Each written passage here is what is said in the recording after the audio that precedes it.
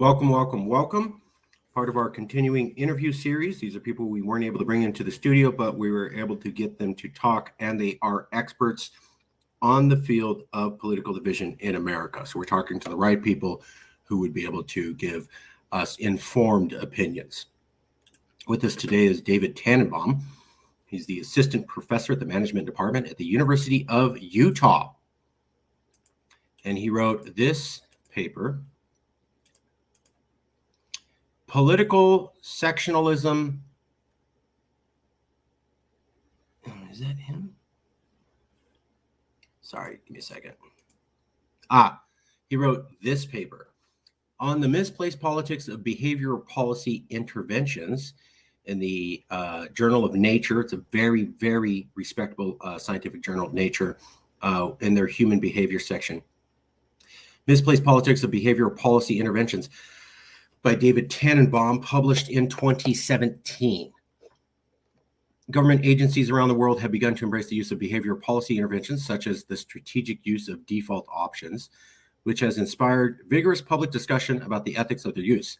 Since any feasible policy requires some measure of public support, understanding when people find behavioral policy interventions acceptable is critical. We present experimental evidence for partisan nudge bias in both U.S. adults and practicing policymakers. Across a range of policy settings, people find the general use of behavioral interventions more ethical when illustrated by examples that accord with their politics. So I asked him about partisan nudge bias. I was fascinated by your concept of partisan nudge bias. And then here was the questions that I was able to ask him. Is political polarization worse now than when you wrote your paper in 2017? Yes. Here's a paper that examines data on out-party hate, and it's up to 2020, and it finds clear trend in that direction. My guess is that polarization is even worse now. So we're talking in the year 2023, and he was saying, yes, I think it's worse. I wrote my paper in 2017, and now here's another research paper that looks at data up to 2020 and finds a clear direction in out-party hate. My guess is polarization is even worse now than the paper in 2020. So it was bad in 2017. It got worse in 2020 because of this other data, and now it's even worse in 2023. So what is this other data he's looking at in 2020? Political sectarianism in America, a poisonous cocktail of othering, aversion, and moralization, poses a threat to democracy. We've tried to reach out to Finkel, Bale. We did an interview with Ditto. We tried to reach out to Shanto Iyengar. We did talk to Samara Klar on the phone, and we're trying to arrange an interview with her. She said she was interested. Haven't got a response back from Liliana Mason. Have reached out to McGrath, and I didn't know about Nyhan. Did reach out to Druckmann, and we did get a response from Druckmann.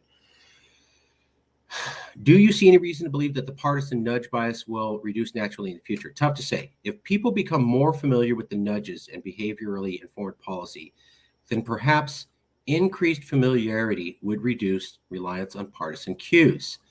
But casual observation suggests that more and more policy attitudes, both nudges as well as traditional policy approaches, are being completely overwhelmed by which politician or which political party happens to be endorsing the policy.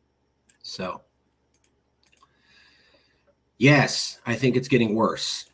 I saw this paper that came out in 2020, and it continued the trends from my paper in 2017. And my guess is that in 2023, it's even worse. People could stop doing partisan nudge bias where they're continually pushed to a more extreme stance than they initially would want to take. However, casual observations suggest that more and more policy attitudes, nudges, as well as traditional policy approaches are being completely overwhelmed by which politician or party happens to be endorsing the policy. So maybe we got rid of partisan nudge bias. Maybe we got rid of bias. But people are so polarized that if they see a name attached to a law, they won't have anything to do with it. And that has more to do than with bringing people to your understanding of the policy idea or negotiating with them in good faith to a joint understanding of the policy idea. So it looks worse now. There's research that scared him and said it looks like it's worse political sectarianism in America out of Science, which is a great scientific journal, the oldest one in America, in the world, I think. And he's also saying my casual observation is that it's all about which politician or which party happens to be endorsing the policy is going to determine whether people like it or not. And that's extremely partisan.